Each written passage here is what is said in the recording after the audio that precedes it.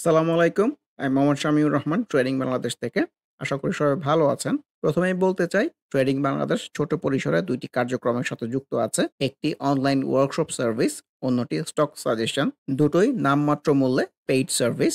২ ঘন্টার মাত্র ২ টি সেশনের মাধ্যমে এই ওয়ার্কশপটি ডিজাইন করা হয়েছে। স্টক প্রাইসের বেসিক ক্যারেক্টারিস্টিক্স এবং কিছু ইফেক্টিভ স্ট্র্যাটেজির কম্বিনেশন করে এই ওয়ার্কশপগুলো ডিজাইন করা।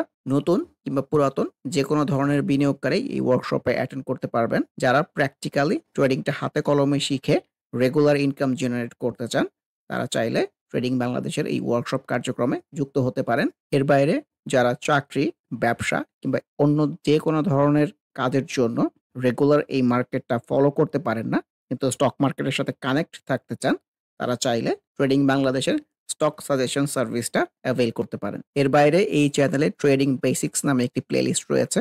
এটি মূলত ট্রেডিং শেখার প্লেলিস্ট। ক্যান্ডেলস্টিক এবং এর বিভিন্ন প্যাটার্ন, বিভিন্ন effective strategy, for example moving average trading strategy, upswing এর বিভিন্ন ফেজ এবং এই ফেজে ট্রেড প্ল্যান করার কোনো স্কোপ আছে কিনা, কিংবা বাউন্স ব্যাক ক্যান্ডেলগুলো কেমন হতে পারে, এসব সহ ট্রেডিং সংক্রান্ত বিভিন্ন বিষয়ের উপর ভিডিও দেয়া আছে।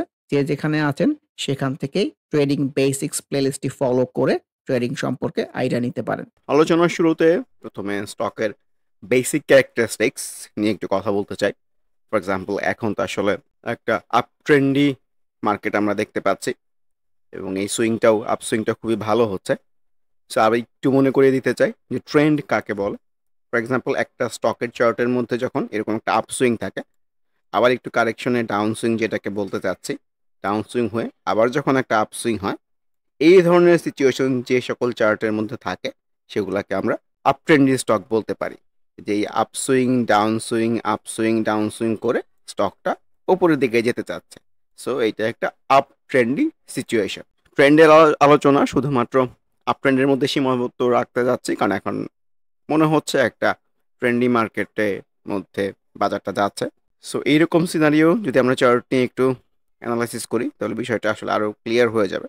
সো এই যে সুইংটা হচ্ছে, ফর এক্সাম্পল এই যে আপসুইংটা হয়েছে, সো এর মধ্যে বিভিন্ন ফেজ হতে পারে। এইখানে একবার সেল সিনারিও হতে পারে, কারেকশন নয় আবার সুইং এর একটা ফেজের দিকে যেতে পারে। এইখানেও সেল সিনারিও হতে পারে, কারেকশন নয় আবার আপসুইং একটা ফেজের দিকে যেতে পারে। সো ফাইনালি কোনো না কোনো সেল সিনারিও কিন্তু অ্যাক্টিভেট হবে এবং তারপরে কিন্তু একটা কারেকশন এক্সপেক্টেড হবে। সো চার্টের প্যাটার্নের সাথে আমাদের অবশ্যই ক্যান্ডেলস্টিক গুলো অবশ্যই কনসিডারেশনের মধ্যে রাখতে হবে, তাহলে আমাদের ওভারঅল অ্যাসেসমেন্টটা একটু ভালো হওয়ার সম্ভাবনা হতে পারে। সো খুবই ছোট পরিসরে বলে this is the basics for up trendy stocks. So আমরা এই বেসিক্সটাই এখন একটু লাইভ মার্কেটের সাথে অ্যাসেস করে করসপন্ড করে দেখার চেষ্টা করব। একটু আগে যে সিচুয়েশনটার অবতারণা করেছিলাম যে up trendy market, for example এখান থেকে যদি বলি যে একটা আপসুইং হয়েছে, আবার কারেকশন হয়েছে, আবার লম্বা একটা আপসুইং হয়েছে। সো আমরা এখানে একবার সেল সিনারিও পেয়েছি, কারেকশন হয় নাই, সুইং এর একটা ফেজ হয়েছে। এইখানেও পেয়েছি, তাও কারেকশন হয় নাই, সুইং এর একটা ফেজ হয়েছে। এইখানেও সেল সিনারিও টাইপ ক্যান্ডেল পেয়েছিলাম, কারেকশন নয়, সুইং এর আরেকটা ফেজ কিন্তু হয়েছে। সো লম্বা একটা আপসুইং হচ্ছে। আর গতদিনের যে ক্যান্ডেলটা পাওয়া গেছে ইন্ডেক্সের কথা যদি বলি, ক্যান্ডেলটা কিন্তু যে খুব একটা ভালো এরকম মনে হয় না, কারণ ক্যান্ডেলস্টিক উপরে উইক আছে, নিচে উইক আছে, তো আনসার্টেনিটি প্রকাশ করতেছে। কিন্তু ইন্ডেক্সের ভলিউমের ডেভেলপমেন্ট প্লাস ইন্ডেক্সের ফ্লো সবকিছু মিলিয়ে মনে হচ্ছে যে না, ইন্ডেক্স ভালোই আছে। কিন্তু আমরা যারা টেকনিক্যালস অ্যাপ্রোচ থেকে মার্কেটটা দেখতে চাই, সো তারা সব ধরনের সিচুয়েশনের জন্যই নিজেকে প্রস্তুত রাখা হয়। সো কালকে থেকে যদি আবার ভলিউমটা ডিক্লাইনিং হওয়া শুরু হয়, তাহলে কিন্তু আসলে ইন্ডেক্স একটু কারেকশন এক্সপেক্টেড হলেও হতে পারে, অথবা কিছুদিন এরকম সাইড প্লে করে এখানে যেমনটি করেছিল একটু সাইড সুইং এর মধ্যে থেকে আর একটা আপ সুইং এর দিকে যেতে পারে। তো বিভিন্ন বিষয়ই হতে পারে। তো আমরা টেকনিক্যালস যারা প্র্যাকটিস করি তারা বিভিন্ন আপকামিং ডেজ যেসব সিনারিও হতে পারে সবগুলাকে অ্যাসেস করে দেন আমরা ডিসিশনটা মেক করি। সো ওভারঅল যদি ইন্ডেক্সের কথা বলি, ইন্ডেক্স লুকস ভেরি গুড। আর ইন্ডেক্স পজিটিভ থাকলে সবসময় যেটা মেনশন করি, বিভিন্ন ধরনের স্টক নতুন করে পার্টিসিপেট করার সুযোগ পায়, নতুন করে ভালো করে স্কোপ ক্রিয়েট হয়। আরেকটা বিষয় আছে যেটা হচ্ছে মুভিং এভারেজ, খুবই ভাইটাল একটা টুল।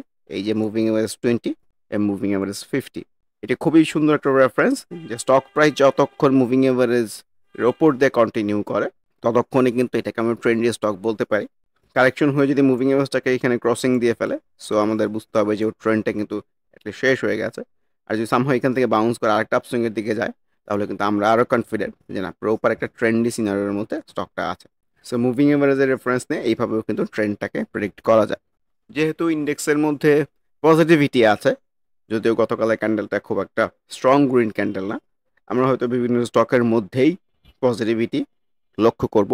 আলোচনার শুরুতে যদি সেক্টর ভিত্তিক যায় আজকে, প্রথমে যদি ব্যাংক সেক্টরের কথা বলি, দেখেন ইন্ডেক্সের যে আপসুইংটা হয়েছে, এই ব্যাংক সেক্টরেও কিন্তু সুন্দর একটা আপসুইং হয়েছে। হয়ে কিছুদিন কিন্তু একটু স্টেবল ছিল, সাইড সুইং এর মধ্যে ছিল। তারপরে কিন্তু ইন্ডেক্সের রিসেন্ট মুভমেন্টের সাথে আবার রিফ্লেক্টেড হচ্ছে। সো ইন্ডেক্সের উপরে অনেক কিছু ডিপেন্ডেন্ট হয় আমাদের দেশের মার্কেটে। ভলিউমটাও কিন্তু অনেক বৃদ্ধি পেয়েছে। অনেক সময় আনইউজুয়াল ভলিউম যদি কন্টিনিউ না করে কিংবা ভলিউমের সেম ডেভেলপমেন্ট না থাকে, সেক্ষেত্রে কিন্তু একটা কারেকশন এক্সপেক্টেড হলেও হতে পারে। ব্যাংক সেক্টরের মধ্যে যদি আল রাফা ইসলামী ব্যাংকের কথা বলি, ক্যান্সটেক অনুযায়ী কিছু খুব একটা ভালো এরকম মনে হচ্ছে না। ক্যান্সটেকের উপর অনেক উইক, মানে প্রাইসটা অনেক উপর পর্যন্ত ছিল, সাস্টেন করতে পারে না। মুভিং এভারেজ 50 রেজিস্ট্যান্সের জায়গাটাও আছে। ব্যাংক সেক্টরের মধ্যে ব্যাংক এশিয়ার কথাও যদি বলি, খুবই সুন্দর, একদম আনএক্সপেক্টেড ওয়েতে কিন্তু ভালো করতেছে। ব্যাংক সেক্টর তো আসলে ভালো করতেছে। এই যে প্রপার একটা আপসুইং হয়েছে, কারেকশন হয়ে কোনো সিমটমস ছাড়াই কিন্তু বাউন্স করে 2 দিন ধরে ভালো করতেছে। ভলিউমের ডেভেলপমেন্টটা লাগবে। আর একটা ইম্পর্টেন্ট পার্ট হচ্ছে যে ওর সামনে কিন্তু একটা রেজিস্ট্যান্স জোন আছে। এই জোনটাতে যদি রেজিস্ট্যান্স পেয়ে যায়, তাহলে কিন্তু আবার কারেকশনটা এক্সপেরিয়েন্স করতে পারে। ব্যাংক সেক্টরের স্টকগুলোর মধ্যে ব্র্যাক ব্যাংক মনে হচ্ছে সবচেয়ে রিঅ্যাক্টিভ। খুবই সুন্দর, কিন্তু অনেক লম্বা সময় ধরেই মুভিং এভারেজের উপর দিয়ে কন্টিনিউ করতেছে। কানিজুয়াল আপসুইং হচ্ছে বলবো, কারণ এই ধরনের সিনারিও সেল সিনারিও ইন্ডেক্সকে ফলো করতেছে। ইনফ্যাক্ট এটাই দেখতে চাই এই আপসুইংটা আসলে কতটুকু কন্টিনিউ হয়। সিটি ব্যাংকের মধ্যেও রিফ্লেকশন ভালো, সো অবজারভেশনের ভেতরে রাখেন। তো সবসময় যেটা মেনশন করি, সুইংয়ের ওপরের দিকে ট্রেড প্ল্যান করার চেয়ে সুইংয়ের নিচের দিকে কিংবা একটা স্টেবল যখন থাকে তখন ট্রেড প্ল্যান করাটা ওয়াইজ। ঢাকা ব্যাংকের মধ্যেও সেম রিফ্লেকশন। পক্ষান্তরে ডাচ বাংলা ব্যাংকের লাস্ট 2 দিনের রিফ্লেকশন কিন্তু ভালো না। Trend is still on. ভলিউমটা খুবই সুন্দর ডেভেলপ করেছে। ভলিউমের অ্যাক্টিভিটি থাকলে এখান থেকে কিন্তু সুইং আর ফেজ এক্সপেক্টেড। ইবিএল কিন্তু ট্রেন্ডি সিনারিওর মধ্যেই আছে, কারণ মুভিং এভারেজের উপর দিয়ে কন্টিনিউ করতেছে স্টক প্রাইসের চর। লাস্টের দিনের ক্যান্ডেলস্টিক অনুযায়ী খুব একটা ভালো আসে নাই, তার আগে আবার আনইউজুয়াল ভলিউমের অ্যাক্টিভিটিও ছিল। ভলিউমের ডেভেলপমেন্ট রাখতে হবে ভালো করতে চাইলে। পক্ষান্তরে আমরা যদি গ্লোবাল ইসলামী ব্যাংকের দিকে তাকাই, ইন্ডেক্সের এই যে আপসুইং কিংবা ট্রেন্ডি সিনারিওর সাথে গ্লোবাল ইসলামী ব্যাংকের কিন্তু কোনো রিফ্লেকশনে নাই। প্রপার ডাউন ট্রেন্ডে চলতেছিল, লাস্ট এই কয়েকদিন একটু সাইড সুইং এর মধ্যে আছে, সাইড ট্রেন্ডে আছে, এর বাইরে কিন্তু কিছুই না। সো যে স্টকগুলো পারফর্ম করে না সেগুলোকে অ্যাভয়েড করাই যেতে পারে ট্রেডিং এর প্রেক্ষাপট থেকে। ইসলামী ব্যাংকের কথাও বলতে চাই। সো এই জোনটাকেও আমি প্রিভিয়াস সুইং এর টপের রেজিস্ট্যান্স জোন বলতে চাই। যদি সামহাউ কয়েকদিন ধরে ট্রাই করতেছে ব্রেক করা, কিন্তু সফল হচ্ছে না। সফল না হলে কিন্তু একটা ডাবল টপ সিনারিও হবে, তারপরে কিন্তু এই নিচে কারেকশনটা এক্সপেক্টেড হবে। পজিটিভিটি একটা যে ভলিউমটা ডেভেলপ করতে পারতেছে, সো ভলিউমের অ্যাক্টিভিটি থাকলে ডেফিনেটলি কিন্তু এই জোনটা ব্রেক করে উপরের দিকে চলে যাওয়ার সম্ভাবনাই বেশি। যমুনা ব্যাংকের মধ্যে রিফ্লেকশনটা ভালো, same goes for mercantile bank. পক্ষান্তরে মিডল ব্যাংকের রিফ্লেকশন খুব একটা ভালো এমনও বলতে চাচ্ছি না, যেহেতু গতকালে ক্যান্ডেলস্টিক একটু হাফ হার্টেড এসছে। So let's see. এমটিভির মধ্যেও ব্যাংক সেক্টরের সেই কমন রিফ্লেকশন লাস্ট 2 দিনের ভালো করা। এনসিসি খুবই সুন্দর ছবির মতো, আপসুইং ডাউন সুইং, লম্বা একটা আপসুইং, ভলিউমটাও ডেভেলপ করেছে। Prime bank one of the most reactive stock in recent Times from bank sector. খুবই সুন্দর ইন্ডেক্সের সাথে রিফ্লেক্টেড হয়েছে। কারেন্ট আপসুইংটা খুবই সুন্দর, কিন্তু কত দিনের ক্যান্ডেলস্টিক অনুযায়ী রিফ্লেকশন যে খুব একটা ভালো এরকম বলতে চাচ্ছি না। সুইং এর উপরে গিয়ে একটা সেলসিয়ান টাইপে এসছে, খুবই সুন্দর মুভিং এভারেজের উপর থেকে কন্টিনিউ করতেছে। ভলিউমের ডেভেলপমেন্টটা খুবই সুন্দর, কিন্তু সুইং এর উপরে ট্রেড প্ল্যান করাটা কখনোই ওয়াইজ না। পূবালী ব্যাংকের মধ্যেও ক্যান্ডেলস্টিক অনুযায়ী sell scenario followed by unusual volume, expected correction. Trust bank candlestick অনুযায়ী সবুজ আসলেও আনইউজুয়াল ভলিউমের অ্যাক্টিভিটি, নর্মালি এরকম ক্ষেত্রে তো একটা কারেকশন এক্সপেক্টেড হয়। সিমেন্ট সেক্টরের মধ্যে যদি বলি, কনফিডেন্স সিমেন্ট আনইউজুয়াল আপসুইং হচ্ছে, সো এইরকম আপসুইং প্রেডিক্ট করা খুবই ডিফিকাল্ট। ইন্ডেক্সের উপরেই ডিপেন্ডেন্ট হবে মোস্টলি, যেহেতু ভলিউমটা খুবই সুন্দর অ্যাক্টিভ রাখতে পেরেছে। সো অবজারভেশনের ভিতরে রাখেন, কিন্তু সুইংয়ের উপরে ট্রেড প্ল্যান করা কখনোই ওয়াইজ না। Same goes for crown cement. হিডেলবার্গের রিফ্লেকশনে ভালো না, ও কিন্তু ট্রেন্ডি হওয়ার চেষ্টা করেছিল, কিন্তু লাস্ট 2 দিনের রিফ্লেকশন ভালো না। এখন সামহাও যদি মুভিং এভারেজ 20টাকে ক্রস করে নিচে চলে আসে, তাহলে কিন্তু আবার আমাদেরকে ডিফারেন্ট ওয়েতে ভাবতে হবে। লাফার্স খুবই সুন্দর ট্রেন্ডি, কিন্তু লাস্ট দিনের ক্যান্ডেল ভালো না। প্রপার সেলসিং টাইপ এসছে, যদি এর আগেও এসেছিল, কারেকশন আমি উপরের দিকেই গেছে, এখানেও পেয়েছিলাম। ইন্ডেক্স এবং চার্টটাকে অবজারভেশনের মধ্যে রাখেন, ভলিউমটা খুবই সুন্দর অ্যাক্টিভ আছে। কারেকশন হয়ে আর একটু নিচে আসলে নতুন করে ট্রেড প্ল্যান করা যেতে পারে। সিরামিক সেক্টরের মধ্যে ফুয়াং সিরামিক সিনারিও তো ভালো মনে হচ্ছে না। Same goes for Monno ceramic. RK ceramic তো অনেকদিন পর একটু ট্রেন্ডি হওয়ার চেষ্টা করেছিল। আসলে ইন্ডেক্স ফ্যাক্ট, ইন্ডেক্সের বাইরে কোনো কিছুই না। লাস্ট 2 দিনের রিফ্লেকশন ভালো না। আনইউজুয়াল ভলিউমের অ্যাক্টিভিটি ছিল। আপনার expected down swing or correction. খুবই ছোট পরিসরে যদি বলি, এসপি সিরামিক কিন্তু একটা ট্রায়াঙ্গেলের মধ্যে ঘুরপাক খাচ্ছে। রেজিস্ট্যান্স পেয়ে কিন্তু নিচের দিকে চলে আসার চেষ্টা করতেছে। সো এই ক্ষেত্রে রিফ্লেকশন ভালো না। আর সামহাও যদি এই ট্রায়াঙ্গেলের নিচের এই অংশটা ব্রেক করে ফেলে, তাহলে কিন্তু নিয়ে আসতে সাপোর্ট জোন এইখানে পর্যন্ত চলে আসলে অবাক হওয়ার মধ্যে কিছু নাই। লো পেড আপ ক্যাপিটাল স্টকের মধ্যে স্ট্যান্ডার্ড সিরামিক সুইং এর উপরে আসলে এইসব জায়গায় ট্রেড প্ল্যান করাটা খুব একটা ওয়াইজ না আমার মতে। ইঞ্জিনিয়ারিং সেক্টরের মধ্যে আফতাব অটো ক্যান্ডেলস্টিকের ভাষায়, চার্টের ভাষায় খুব একটা ভালো সিনারিতে দাঁড়িয়ে নাই। অলমোস্ট একটা ডাবল টপ সিনারির সামনে দাঁড়িয়ে আছে। এই জায়গায় যদি ব্রেক করতে না পারে তাহলে কিন্তু কারেকশনটা এক্সপেক্টেড। আমার গ্যালভানাইজিং এর আগের ভিডিওতেও তো বলেছি, কনভেনশনাল রেজিস্ট্যান্স জোনের মধ্যে কিন্তু দাঁড়িয়ে আছে। এটাকে ব্রেক করতে না পারলে কারেকশনটা এক্সপেক্টেড হবে। এটাকে এইখানে একবার, এইখানে একবার, এইখানে একবার, এই নিয়ে 4th টাইম রেজিস্ট্যান্সটা পেয়েছে এই সেম জায়গা থেকে। Aziz pipe low paid up capital স্টকের মধ্যে গতদিনের ক্যান্ডেলস্টিক অনুযায়ী রিফ্লেকশনটা ভালো। সো অবজারভেশনের ভেতর রাখেন যে এখান থেকে একটা আপসুইং জেনারেট করতে পারে কিনা। BBS cables nothing special in fact. BD lamps, BD auto car low পেডের মধ্যে কারেকশনের রিফ্লেকশন। বিডি থাই রিফ্লেকশন তো ভালো না, সাইড সুইং এর মধ্যে আছে। চার্টে লাল আসতেছে, চার্টে লাল মানে তো ভালো না। বিএসআরএম লিমিটেড আর বিএসআরএম স্টিল খুবই সুন্দর কিন্তু ইন্ডেক্সকে ফলো করে আপ ট্রেন্ডি সিনারিওর মধ্যেই আছে। কিন্তু লাস্টের দিনের ক্যান্ডেলস্টিক কিন্তু ভালো না। ভলিউমটাও কমে গেছে, আর ভলিউম যদি ডিক্লাইনিং হতে থাকে তাহলে কিন্তু কারেকশনটা এক্সপেক্টেড হতে পারে। কপারটেক গতদিন খুবই ভালো করেছিল। Unusual volume followed by sell scenario ছবির মতন। ভলিউম যদি ডেভেলপ করতে না পারে তাহলে কারেকশনটা এক্সপেক্টেড হতে পারে। দেশবন্ধুর রিফ্লেকশনটা ভালো না। মুভিং এভারেজ 20টাকে ব্রেক করে নিচে চলে আসবে এরকমই মনে হচ্ছে। ডমিনাস প্রপার একটা আপসুইং এর পরে proper sell scenario, expected correction. Golden son, GPS Ispat কোনোটা রিফ্লেকশনই ভালো না। Same goes for Ifad autos. কিয়ানকো বড় কিন্তু একটা আপসুইং হয়েছে, কয়েকটা ফেজেই হয়েছে। এখন আমার কাছে তো কারেকশনারি রিফ্লেকশন মনে হচ্ছে। ভলিউমটা যদিও ডেভেলপ করেছে সুন্দর। সো অবজারভেশনের ভেতর রাখেন। মন্য এজিএমএল লাস্ট 3 দিনের যে ক্যান্ডেলস্টিকের প্যাটার্ন, হুইচ ইন্ডিকেটস যে একটা কারেকশন হবে। যদি এর আগেও কিন্তু রিফ্লেকশন ছিল, কারেকশন হবে। অল্প একটু হয়েই কিন্তু আবার একটা আপসুইং দিকে গিয়েছিল। সেক্ষেত্রে মুভিং এমএস 20টা একটা ভালো রেফারেন্স হতে পারে। এই কারেকশন হয়েও যদি মুভিং এমএস 20-র কাছে থেকে এসে একটা বাউন্স ব্যাক পাওয়া যায়, তার একটা আপসুইং এর দিকে যেতে পারে। নাহি সামনে কিন্তু প্রিভিয়াস রেজিস্ট্যান্স জোনের সামনে দাঁড়িয়ে আছে। সো সিনারিও খুব একটা ভালো মনে হচ্ছে না। National polymer unusual volume followed by sell scenario. N tubes একটা রেজিস্ট্যান্স জোনের কথাই বলতে চাই।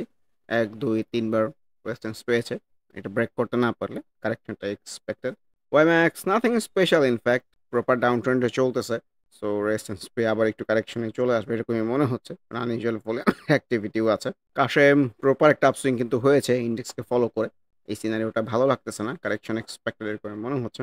এসালম ভলিউমের ডেভেলপমেন্টটা সুন্দর, কিন্তু চার্টের মধ্যে স্পেশাল কোনো প্যাটার্ন নাই। ওয়ালটন আপসুইং এর পরে কিন্তু সেল সিনোটাইপ সিনারিও, এটাও সুইং এর ওপরে। সুইং এর ওপরে ট্রেড প্ল্যান করাটা খুব একটা ওয়াইজ না। ওয়েস্টার্ন মেরিন শিপইয়ার্ডের মধ্যে কিন্তু প্রপার কারেকশনের রিফ্লেকশনটাই পাওয়া যাচ্ছে। ওয়াইপিএল এটাকে আমি একটা রেজিস্ট্যান্স জোনে বলতে চাই। সামহাও যদি এটা ব্রেক করে যেতে পারে তাহলে কিন্তু আরেকটা আপসুইং এর দিকে যেতে পারবে। আদারওয়াইজ কিন্তু কারেকশনের ফ্লোতেই ভাবতে হবে। গতদিন ফাইন্যান্সিয়াল সেক্টরটাকে আমরা ভালো করতে দেখেছি। অলমোস্ট সবগুলো স্টকই টুকটাক পারফর্ম করেছে। বিডি ফাইন্যান্সও কিন্তু ফাইন্যান্সিয়াল আপসুইং এর দিকেই যাচ্ছে। অবজারভেশনের ভেতরে রাখেন। ডিবিএইচ লুকস ভেরি গুড, কিন্তু ভলিউম কিন্তু আনইউজুয়াল হয়ে যাচ্ছে। আর সুইং এর উপরের দিকে ট্রেড প্ল্যান করাটা চিন্তা ভাবনা করে করতে হবে, কারণ এখানে ট্রেড প্ল্যান করলে কারেকশন হওয়ার সম্ভাবনাটা থেকে যায়। অনেক স্টক ভালো করলেও আনইউজুয়াল ভলিউম চলে আসছে। আনইউজুয়াল ভলিউম এর পরে তো একটা সেল সিনারিও হয়। ফার্স্ট ফাইন্যান্সের কথা বলছে। জিএসপি ফাইন্যান্সের মধ্যেও ঊর্ধ্বমুখী প্রবণতা অব্যাহত, অবজারভেশনের মধ্যে রাখেন। আইসিবি লাস্ট দিনের ক্যান্ডেলস্টিক অনুযায়ী রিফ্লেকশন ভালো না, ভলিউমের ডেভেলপমেন্টটা ভালো আছে। আইডিএলসি ভালো করলেও আনইউজুয়াল ভলিউম, সো খুবই কেয়ারফুল হয়ে যেতে হবে। আইপিডিসির মধ্যেও ঊর্ধ্বমুখী প্রবণতা অব্যাহত আছে। ভলিউম ডেভেলপমেন্ট লাগবে, ডিক্লাইনিং হতে থাকলে কিন্তু কারেকশন একটু হলেও হতে পারে। ইসলামী ফাইন্যান্সও কিন্তু প্রিভিয়াস একটা রেজিস্ট্যান্স জোনের সামনে দাঁড়িয়ে আছে। লঙ্কা বাংলা আনইউজুয়াল ওয়েতেই আপসুইং হচ্ছে, সো অবজারভেশনের মধ্যে রাখেন। মাইডাস ফাইন্যান্সের সামনেও কিন্তু ছোট একটা রেজিস্ট্যান্সের জায়গাটা আছে। এনএইচএফআইএল ক্যান্ডেলস্টিক অনুযায়ী সেল সিনারিও। প্রাইম ফাইন্যান্স ভালো করলেও সামনে রেজিস্ট্যান্স, আনইউজুয়াল ভলিউমের activity, expect sell scenario followed by correction. Uttara finance খুবই রিঅ্যাক্টিভ, সো অবজারভেশনের মধ্যে রাখেন। আর সুইংটা কিন্তু অনেক উপরে চটে গেছে, সো উপরে ট্রেড প্ল্যান করাটা চেয়ে কারেকশন হয়ে নিচে আসলে ট্রিটমেন্ট করাটা ওয়াইজ। আবারও মনে করিয়ে দিতে চাই, যারা নামমাত্র মূল্যে প্র্যাকটিক্যাল ওয়েতে ট্রেডিংটা হাতে কলমে শিখে রেগুলার ইনকাম জেনারেট করতে চান, তারা ওয়ার্কশপ অ্যাটেন্ড করতে পারেন। এর বাইরে এই চ্যানেলের ট্রেডিং বেসিক্স প্লেলিস্টের ভিডিওগুলো দেখে যে যেখানে আছেন সেখান থেকে ট্রেডিং সম্পর্কে আইডিয়া নিতে পারেন। এর বাইরে স্টক সাজেশন কার্যক্রমেও যুক্ত হতে পারেন। সবাই ভালো থাকবেন। আল্লাহ হাফেজ। Happy trading. This is Shamiur Rahman, signing off from today's episode.